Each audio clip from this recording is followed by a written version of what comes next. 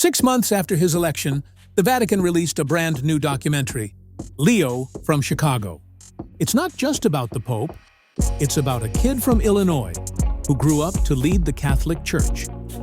Here are 10 things we learned about Pope Leo XIV from this touching and very human film.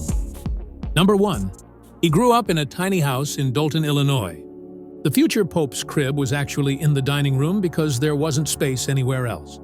His family wasn't rich, but they were rich in faith.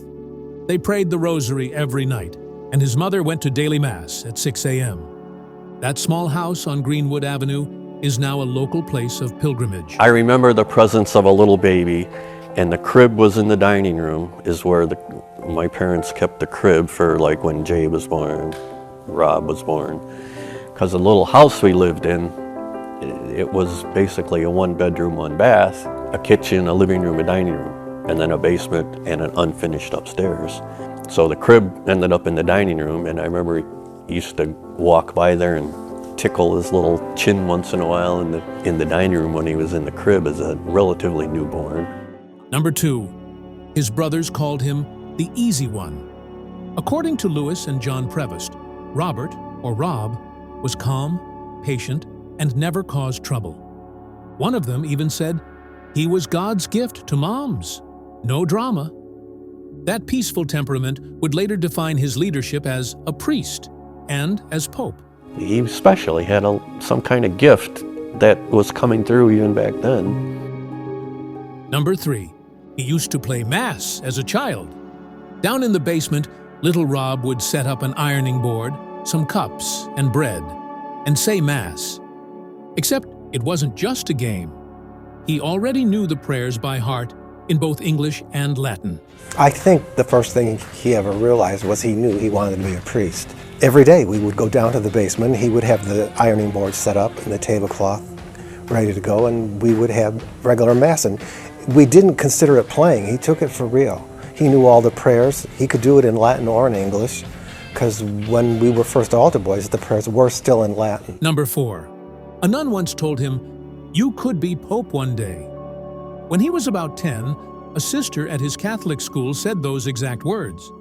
Everyone laughed, except him. Looks like she might have been right. I think one of the nuns mentioned that to him in school one year, that Robert Francis, you could be Pope one day. And we all, ha ha ha. That became a big teasing point because he didn't want to hear it. Number 5. His vocation grew naturally, never forced. In the film, his brothers say there was never any pressure to become a priest. His parents simply lived their faith with joy, and that quiet example spoke louder than words. That's where his Augustinian calling first took root. He always seemed to be pretty solid in this. His inclination to continue on to explore a religious vocation with the Augustinians and eventually priesthood, he almost seemed to be a natural with all of this. Number 6. He was a math major and a campus leader. At Villanova University, he studied mathematics and theology, an unusual mix that shows both his analytical and spiritual sides. So Bob was and is a very kind person, a very gentle person, a very non-reactionary, listened to everyone, studied and thoughtful in his approach, answers to questions, debates and discussions, but also a person with a great sense of humor. He was somber much of the time. In fact, I think he smiles now more than when he was at Villanova. Number 7. He joined the pro-life movement in the 1970s. In 1974, while still a student, he joined a pro-life group dedicated to defending human life at all stages, from the unborn to the elderly. That early commitment shaped his lifelong emphasis on dignity, compassion, and justice. I presume like September of '74, they formed the pro-life group. Many of the seminarians were in the group. Many lay people, such as myself, were in the group that was formed in 1974. We participated in what they call a march in Washington on January 22nd, which is the anniversary of the Supreme Court decision, each year a busload would go down to Washington and we would participate in the march in Washington. And that's how I became part of this group, and I'm pretty sure that's how Robert Prevost became part of this group. And so we got to know each other through that group. It was a wonderful group of people focused on doing what was right and helping to create a culture of life. We went to schools and we went to programs to educate, particularly children that were in the grade school and high school level.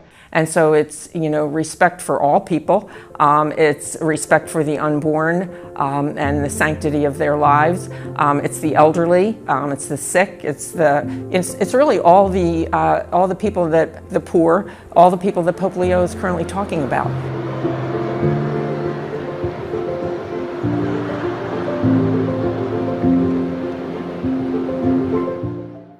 Number 8. He served as a missionary in Peru by choice. When 2 Augustinian priests died suddenly in Peru, young Father Bob volunteered to go help. That decision changed his life.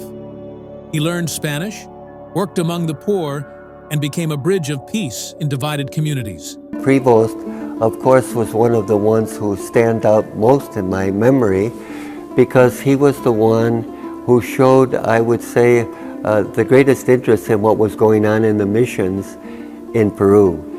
And in 1984, another occurrence was in the middle of this emergency. There were 2 priests who died in a fatal accident, young priests. One was Peruvian, one was from England, and there were 2 other Peruvian priests who were seriously injured in this terrible accident. It was a really emergency. And so Father Bob Prevost just ordained. Of course, he wants to go. He's asked if he would like to go, and he says yes. And so he comes to his first mission experience in Peru at that time, So I think that's where I see God's hand in all of this providence. Number 9.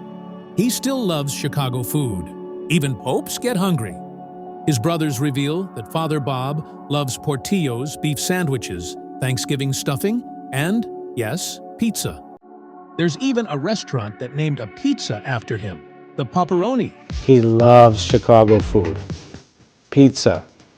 Pepperoni's the one. There's a pizza parlor that's got a pizza named after him called the Poperoni.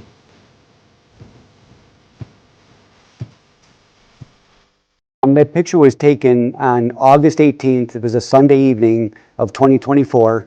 He was the cardinal at that time. And it was one of the last times he was here in the States before he went back to Rome. And he brought in one of his brothers and some friends, and Father Merculus, a childhood friend. And they were here to reminisce and just talk about the old days, and they came to one of their places that they've come over the years. So the Poperoni came about after he was elected. I thought it would be a fun word to throw out there, Poperoni, and we created the Poperoni pizza. But also that day they had sausage, mushroom, and onion, and sausage, mushroom, green pepper, I believe it was. And so they did have a variety of pizzas because there were so many people at the table.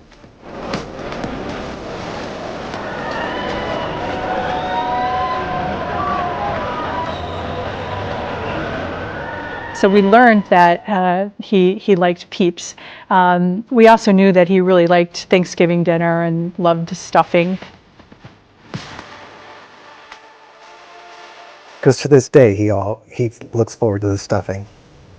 If we went to for a sandwich, a beef sandwich at Portillo's,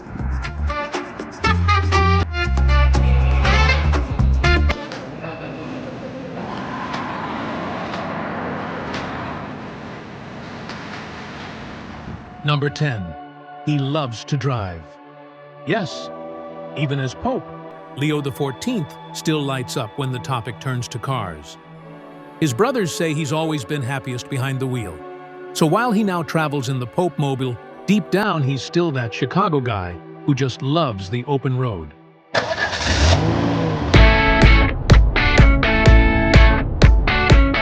Bob loved to drive. Loves driving. Loves driving. He liked to drive. He loves to drive.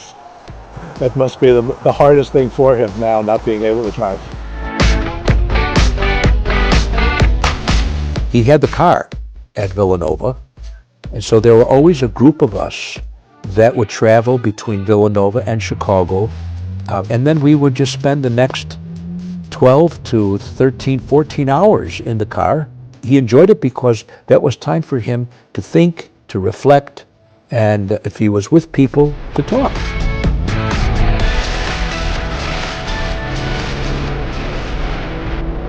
He loves almost any car. He could tell me the make, the model. He could tell you on a certain line, whether it's, he loved Fords, by the way, whether it's Ford or GM or Chrysler, he could tell you which cars came off the same line. He could change your oil, he could change your spark plugs. I'm waiting for him to see a picture in his Pope Mobile that he's driving and that's standing in the back, because he loves to drive. So there you have it. 10 things we learned about Pope Leo XIV from Leo from Chicago. It's a beautiful reminder that holiness often starts in ordinary homes, with ordinary people who say yes, one small step at a time. If you haven't seen the documentary yet, go watch it on the Vatican News YouTube channel. This is Catholic Snack. See you next time, and remember, faith stories are everywhere.